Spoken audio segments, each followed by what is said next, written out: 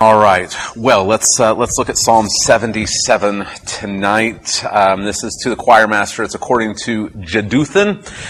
You can find more about Jeduthun by looking at Psalm 39 and Psalm 62. He was one of the Psalms writers. You can see him more in First Chronicles, and he's mentioned in Second Chronicles also. I won't give you all those references. If you want to learn more about him, we can talk afterwards. But this is a Psalm of Asaph. And what's interesting about this Psalm, if you remember, as we're going through Book 3 of the Psalter, we're it's really the psalmist struggling with the problem of evil and suffering.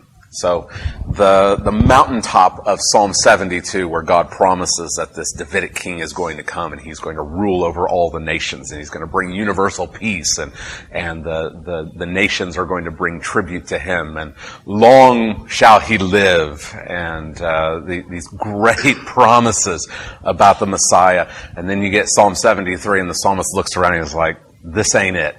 This is not the promises. And I'm sure that all of you have experienced those same situations where you look around at the world and you say, where are the promises of God? And that's what the psalmists are doing here in Book 3. They're trying to make sense of a world in which God has made these promises that don't comport with reality. And so Psalm 73, 74, dealing with the problem of evil. And it seems like the wicked are prospering. What do we do with it?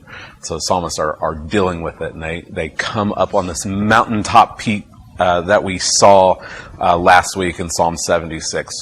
And the answer is, God is a righteous judge. And one day, we saw on Psalm 75, at the set time that I appointed, God will judge the nations and he will bring ultimate salvation to his people. But we're left waiting for that appointed time. And now the book kind of cycles. So we go down and things are really bad. Why are the wicked prospering? And then we come up and like God will judge. And now we're going back down again. And we're just going to kind of go through that. And isn't that how life is? we are down in the dumps and then we're on the mountaintop and then something bad happens and we're down again and we have to keep struggling with the same problem and we have to keep trusting God. And so really Book 3 is Psalms that really reflect how life is and the constant struggle of the life of faith, trusting in God when bad things happen. So Psalm 77, we're going back down again, and the psalmist is experiencing evil and suffering, and he's wondering what is God going to do about this. And if you are a fan of chiasms, I know I am after studying the Psalms. This is an interesting psalm because there's actually two chiasms. There's actually one chiasm that goes from 1 through 15, and then 15 is kind of a hinge because it's the end of one chiasm and it's the beginning of another one that goes to verse 20. So there's two overlapping chiasms. But we're not going to look at it in that tonight. Instead, we're going to look at it under three headings that really are dealing with these words that are repeated in each of the sections. And those words, if you're using the ESV, those words are remember and meditate. And you'll find those words in verse 3, in verse 6, and then verses 11 and 12. You'll see those words, remember and meditate. And so those are the three sections, 1 through 3, 4 through 9, and then 10 through 20. And I'll give you some thoughts you can hang your hat on tonight as we go through these psalms. But let's read it first, and then we'll come back and look at it. I cry aloud to God, and he will hear me. In the day of my trouble, I seek the Lord. In the night, my hand is stretched out without wearying. My soul refuses to be comforted. When I remember God, I moan. When I meditate, my spirit faints. Selah. You hold my eyelids open. I am so troubled that I cannot speak. I consider the days of old, the years long ago. I said, let me remember my song in the night. Let me meditate in my heart. Then my spirit made a diligent search. Will the Lord spurn forever and never again be favorable? Has his steadfast love forever ceased? Are his promises at an end for all time? Has God forgotten to be gracious? Has he in anger shut up his compassion? Selah. Then I said, I will appeal to this, to the years of the right hand of the Most High. I will remember the deeds of Yah. Yes, I will remember your wonders of old. I will ponder all your work and meditate on your mighty deeds. Your way, O God, is holy. What God is great like our God? You are the God who works wonders. You have made known your might among the peoples. You, with your arm, redeemed your people, the children of Jacob and Joseph. Selah. When the waters saw you, O God, when the waters saw you, they were afraid. Indeed, the deep trembled. The clouds poured out water. The skies gave forth thunder. Your arrows flashed on every side. The crash of your thunder was in the whirlwind. Your lightnings lighted up the world. The earth trembled and shook. Your way was through the sea, your path through the great waters, yet your footprints were unseen. You led your people like a flock by the hand of Moses and Aaron. All right. It's a good psalm, isn't it? I like that psalm. All right. Well, let's walk through it tonight.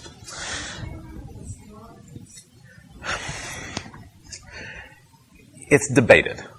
It could be a musical term. It could mean, I take it, it could be like a crescendo. It could be a pause. I take it as kind of a pause to emphasize what has just been said. So kind of like a punchy way of stop and think. So when I remember God, I moan. When I meditate, my spirit faints. And then there's this pause. But we don't really know exactly what Selah means. Yeah. Good question, though. Yeah. All right. Let's look at this psalm under 3 headings. The first one is going to be verses 1 through 3, remembering God's character. Remembering God's character. So he remembers God, and he remembers who God is. And so he says, I cry aloud to God, and he will hear me. In the day of my trouble, I seek the Lord. In the night, my hand is stretched out without wearying. My soul refuses to be comforted. When I remember God, I moan. When I meditate, my spirit faints. So he's in the middle of some kind of trouble, of some kind of sorrow. And he remembers that God is a God who hears. So why is he crying out to him in the first place? It's because he knows who God is. In faith, he remembers that when he cries out to God, God hears him. He remembers God, and he moans, he meditates upon God, and his spirit faints because he knows who God is, but he also sees his circumstances, and they don't line up.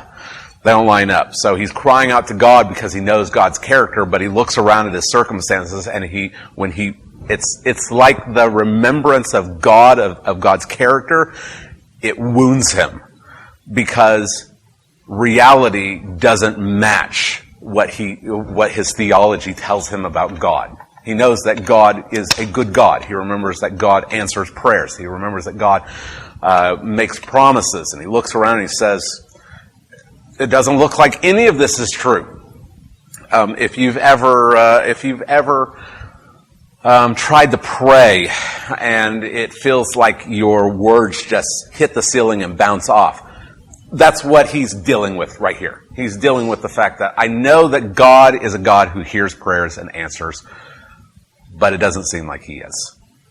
And so it's causing him spiritual and psychological pain. So he remembers God, he remembers his character, and it causes him pain. Verses 4 through 9 calling it Remembering My Song. And he asks the question, has God changed? Has God changed? He remembers God's character in verses 1 through 3, but now in verses 4 through 9, he's asking the question, has God changed? Again, verse 4 is dealing with his circumstances. He says, you hold my eyelids open. I'm so troubled that I cannot speak. We don't know exactly what the historical circumstances of this psalm are, but whether it's some nationwide crisis or if it's some crisis that is particular to Asaph, it doesn't matter, because whenever you experience trouble personally, it might as well take over your entire world. And so he's talking about the fact that it's like God is holding his eyelids open. So he can't not see what's going on. He says in verse 5, I consider the days of old, the years long ago. I said, let me remember my song in the night. Let me meditate in my heart. Then my spirit made a diligent search. So he's remembering his spiritual experiences in the past. He's remembering his songs, maybe psalms that he's already written.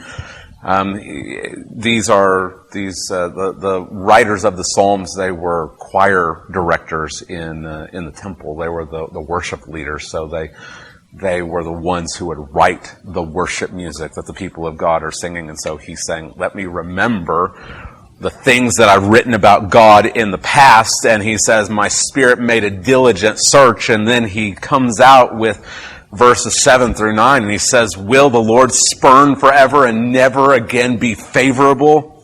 Has his steadfast love forever ceased? Are his promises at an end for all time, literally from generation to generation? Has God forgotten? That word is right here, kind of almost in the middle of the psalm, as the foil against him saying, I remember. I remember, let me remember, I will remember. And in the middle it says, has God forgotten? Has he forgotten to be gracious? Has he in anger shut up his compassion? In other words, I remember God's character, and I remember my songs about who God is in the past, but now, has God changed? Has he changed? He's given all these promises. He's believing God's word, but in the midst of his current situation, he's saying, has God forgotten? Has his anger overwhelmed his mercy? Has he forgotten to be gracious? Is his steadfast love, is his chesed, has it forever ceased? Will God ever be favorable again? Or will he just throw us off forever? That's a big question. That's a big theological question. And it's, I don't know if he's necessarily asking like an ontological question about God. I don't know if he's questioning like the unchangeableness or the immutability of God. He's asking about the way that God is treating his people. So he used to be favorable to his people, but now, because of their sin, he's treating them a different way. And is he going to say, I'm not going to be gracious to them anymore, I'm only going to show them wrath because that's what they deserve? Verse 10 is where the psalm changes tone. So up to this point, he's been dealing with his situation and the fact that it seems like God is not responding. It seems like God is only treating him with anger. But now we're changing gears. And verse 10 is a difficult verse. I probably spent an hour and a half just studying this one verse on Monday and giving myself a headache because the words can be translated different ways depending on what Hebrew word it is. And we've talked about this before, the Hebrew words, a lot of them, they look similar, and Hebrew does not have vowels. It just has consonants. And the vowels are just vowel markings, just little marks that will designate different vowels. And so depending on what vowels these words should have, it determines what the word is. So there are different ways that this verse can be translated, because the word that's translated in the ESV as "I will appeal" could also be translated as "This is my grief." Or piercing. It's the same word for piercing. The word is translated for years, could also be translated as changing. So if you're using the ESV, it says, "Then I said, I will appeal to this, the years of the right hand of the Most High." But there's a footnote. And the footnote says, "This is my grief, that the right hand of the Most High has changed." And it really just depends on, flip a coin, I guess. The ESV and the NIV have "I will appeal to this, the years of the right hand of the Most High." The New American Standard and the Legacy Standard and the Revised Standard has the footnote. The Christian Standard Bible says, "So I say, I am grieved that the right hand of the Most High has changed." And then the King James, the New King James, the American Standard, all these older versions, they say, "And I said, this is my infirmity, but I will remember the years of the right hand of the Most High." And I like that one. That's the one I think I'm going with. He's grieved. He's grieved by his circumstances. He's grieved by the fact that it looks like God is,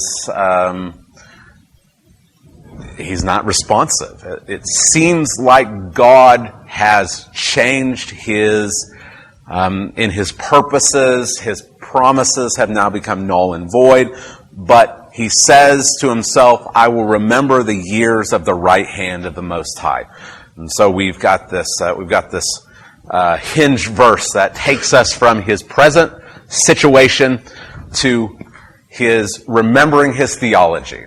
I mean, it literally reads something like, "Then I said, my prayer is this, the years of the right hand of the Most High." And it, again, my prayer or my grief or my piercing, and then it could be years or it could be changing. And it's difficult.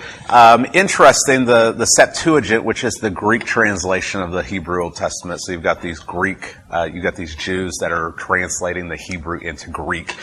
There for years they used the Greek word for change, which doesn't settle the debate, but it's interesting that they could have chosen years, but they chose the word for change instead. So. Well, it's what's going on here, and 10 is like in the center. Like that is the most important verse in this psalm, which makes it all the more frustrating that they aren't sure exactly how it should be translated.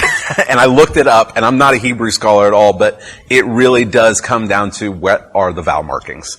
It's the same. It could be the same letters. It's just what vowels are there. That's it, and it comes down to that. So it's worth thinking and meditating upon what the ESV went with, and then also looking at the footnote and thinking about that. I like the King James. This is my grief, this is my infirmity, but I'm going to remember what God has done in the past, and that's where the shift is, and that's where the shift should come for all of us. You're going to experience present situations that are hard. You're going to experience difficulties and trials and suffering, and it's going to be like God I wish I could close my eyes and just ignore all of this, but it's like you're holding my eyelids open and I can't escape this moment. And it seems like you've changed. And in the moment, you are going to experience all kinds of emotions. And you're going to have difficulty thinking straight sometimes. I mean, if you've ever experienced deep times of grief or depression or trouble, you know what it's like to be in the moment. That's why we encourage you to have your theology figured out before you get to that place, so that you can remember. You can remember it. It's not in the time when someone dies or you find out you have terminal cancer or whatever it is. That's not the moment for you to figure out your theology. You figure out your theology when things are going well. You remember your song in the night when things were going good for you, so that when you're in the midst of it, when you're in the middle of the storm, you don't have to be swept around by the wind and the waves. You can remember those things that are true, because the things that are true in the good times are also true in the bad times. And that's what he does. He says, this is my sorrow, but I'm going to remember the years of the right hand of the Most High. And now he's going to talk about what God has done in the past, and he's going to be holding on by faith to those things in the past so that he can go through the things in the present. It's the book of Hebrews. It's the book of Hebrews. That is one of the primary messages of Hebrews. Jesus is the same yesterday and today and forever. That's not primarily just an ontological statement. It's not just a statement of, well, he's divine and so he's immutable. He doesn't change. It's, remember what you went through in the past. Jesus was faithful. What you're going through now, Jesus is the same. He'll still be faithful. And whatever you face in the future, yep, Jesus is the same. He'll be faithful then also. And so he says, in this moment where he's experiencing all these pains, he says, I'm going to remember the past. I'm going to remember the years of the right hand of the Most High. And so he says, and this is the third point, verses 10 through 20, remembering the Exodus. Remembering the Exodus, God doesn't change. So where he's asking the question in verses 4 through 9, has God changed? He's going to remember the Exodus, which is this is the big salvation event of the Old Testament. This is what the Old Testament saints are always appealing to. God saved us out of Egypt. He brought us into the Promised Land. They're always appealing to that. When they talk about a future Exodus, they're talking about what Jesus does in the gospel, but they appeal to the Exodus. So when he questions, has God changed? He remembers the Exodus, and he remembers God doesn't change. So look at what he says. He says, I will remember the deeds of, there's an abbreviated form of Yahweh, of Yah. Hallelujah. Yeah. I will remember the deeds of Yah. Yes, I will remember your wonders of old.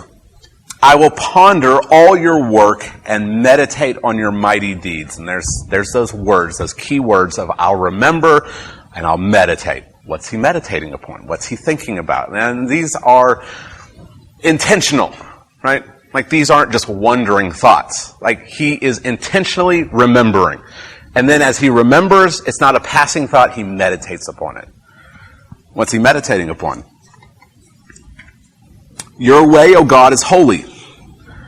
What God is great like our God? You are the God who works wonders. So he's reciting his theology, his character, of who God's character. You have made known your might among the peoples. How's he done it? Well, verse 15. You with your arm redeemed your people, the children of Jacob and Joseph. Well, who are they? They're the Israelites. When did he redeem them? In the Exodus. This is the end of the first chiasm, and it opens the next one where he is talking exclusively about the Exodus in verses 16 through 20. When the waters saw you, O God, when the waters saw you, they were afraid. Indeed, the deep trembled. This is the Red Sea parting, right? The clouds poured out water. The skies gave forth thunder. Your arrows flashed on every side. The crash of your thunder was in the whirlwind. Your lightnings lighted up the world. The earth trembled and shook. Your way was through the sea, your paths through the great waters, yet your footprints were unseen. This kind of gives us a different picture of the crossing of the Red Sea than we usually have. We usually have just the waters part, and it's almost like it's silent. Like nothing else is going on. This is like it's a storm. And the Red Sea parts so that the people of Israel can go through, and that's how it ends. You led your people like a flock by the hand of Moses and Aaron. And that's how it ends. It ends right there. That's not much of an answer. I don't need the Exodus. I need God to fix my problems. Right? That's how we often feel. And yet he brings up the Exodus because this shows that God is for his people. He's for his people. He, with his strong right arm, he brought the people out of bondage and slavery in Egypt, and with powerful signs and wonders, he brought them out and into the promised land. Well, how's that fix the problem that Asaph is going through right now? Well, his question is, has God changed? Has God forgotten his mercy? Has he forgotten compassion? Has he forgotten his purposes for his people? And the answer, of course, is no. Because God brought them out of Egypt when they weren't seeking after God. We see over and over and over again. Why did the Israelites keep turning back to idols? It's because they probably worshipped idols in Egypt. They probably were idol worshipers. And God rescues them out, not because of anything that they've done, not because they deserve it, but because of his promises and his purpose. He brings them out. And so what that tells Asaph and what it tells us is that God is not going to change. We see in this great salvific event God's purposes clearly displayed. He redeems his people out of slavery and brings them into the promised land. And so all of his promises are going to come true. He's not going to just abort the mission. He's not going to say, well, they've screwed up one too many times. I guess I'll just start from scratch. The Exodus reminds Asaph that that's not what God does.